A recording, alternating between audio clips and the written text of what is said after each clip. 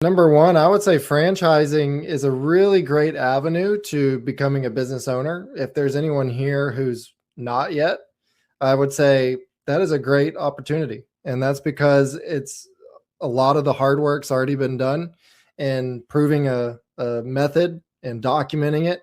And it's just handed to you and you just execute on it. If you are good at just executing and you want to have your own business and you don't have one yet, franchising is great. This is something I care a lot about is I'd say find something that you're passionate about. If you're looking for a franchise, if you're passionate about making money, that's your passion, go do something like that. I was lucky to find my passion in driver safety, which I found in a way I was not expecting through driving a car as fast as I can.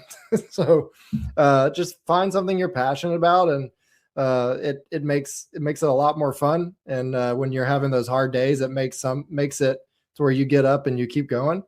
And then number three, I can't do this without sharing as a driving school instructor myself. Please don't text and drive. You can't do it. I don't care how good of a driver you are. Statistically, you're way worse when you pick up that phone. And I'll take this with you. Are any of you okay with the people next to you texting and driving while they're driving next to you? Probably not. So then why would you do it yourself? So I just want you to be safe.